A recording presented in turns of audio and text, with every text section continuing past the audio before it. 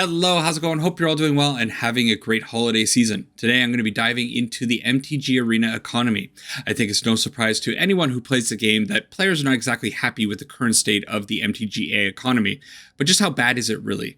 Well, to answer that question, I'm going to tell you all about an experience that I had recently. A few weeks ago, I got home from work on a Friday night. I wanted to play a little bit of Magic, so I opened up Magic Arena. And of course, the servers were down. Well, that's when I decided to try out a different game that I had been reading a whole lot about online ever since the Arena Alchemy announcement happened. Legends of Runeterra. I had tried the game when it first launched in 2020, but I was really into MTG at the time and didn't want to get into another game. But that Friday night, my level of boredom was just right and I was finally willing to try the game and see what it was all about. Now, I'm the type of player who doesn't mind putting some money into a game. When I start a new game, especially a card game, I want to be able to get a top tier deck as soon as I can and start grinding the ladder. This gives me a pretty good idea about the game's mechanics, and I know I'll be learning how to play a competent deck that was put together by people who have a lot more knowledge about the game than I do. So, I did what a lot of new players do when they need to find some information about decks. I took to the internet and found a few tier lists. I saw a deck that looked interesting to me, so the next step was figuring out how to obtain the deck. It turns out it's really easy to craft these decks in Legends of Runeterra. All you have to do is import the deck, then head on over to the store, buy some coins, and craft away. It's as simple as that. No loot boxes, no digital packs, no random chance whatsoever. Just craft exactly the cards you need. Now you might be asking yourself, just how much value do you actually get from these coins? Well, let me show you. I purchased the $50 pack of coins and I received 5,350 coins. That means a single coin is equivalent to just under 1 cent. There are 4 rarity levels among Runeterra cards. There are commons, rares, epics, and champion cards. Each common card is going to cost you 10 coins or about 10 cents. Each rare card is 30 coins or about 28 cents. Epics are 120 coins or about $1.12 and champions are 300 coins or about 280 cents. Now those numbers might seem like a lot to you, but consider that Runeterra decks only consist of 40 cards and you can only have a maximum of 6 champion cards in each deck. I took a look at some of the costs of top tier decks. This is what they'll cost you if you want to jump right into the game and craft a competitive deck. To me, I think these prices are pretty reasonable and I think it's a great way to get into the game. In addition, when crafting these decks, the majority of the cost is in that champion slot. These champions are the centerpieces of many decks, and they are certainly cards that you will be using in the future when you start to explore other strategies. So what does all this mean? Well, it means that putting $50 into Legends of Runeterra will allow you to craft 1 or 2 top tier decks. It will leave you with enough coins to purchase a few cosmetic items, if that's your thing. And then you can just get right into playing the game and you can start earning shards and wildcards that will allow you to keep expanding your collection since the game is pretty generous with the rewards they hand out. Now, what does that $50 get you if you put it into MTG Arena? A few months back, I opened up 200 packs of the latest MTGA set. To buy 200 packs on Arena, you need 40,000 gems, the equivalent of $200 US. Well, after opening 200 packs of Crimson Vow, I had a playset of almost all of the commons and uncommons from the set, and 200 out of the 336 possible rares and mythics in the set. However, a lot of these rares and mythics are cards that will never see any play in any of my decks.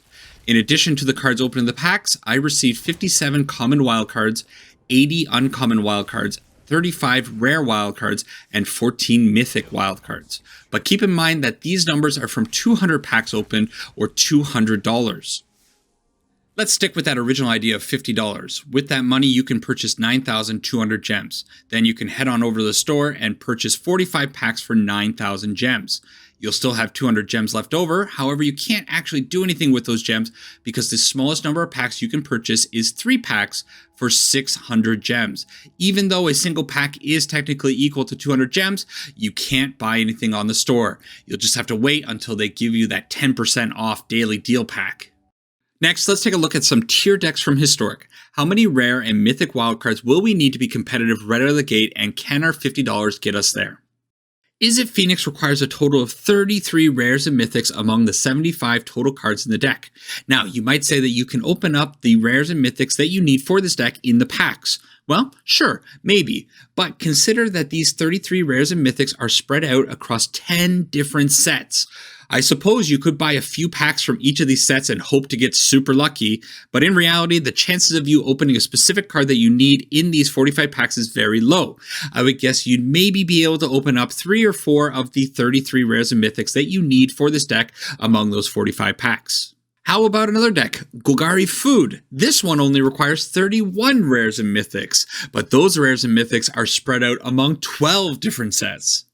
Okay, how about we try crafting a monocolored deck? Let's craft Mono Red Madness. Surprisingly, this one requires 35 rares and mythics, but hey, there's some good news. They are only spread out among 7 sets.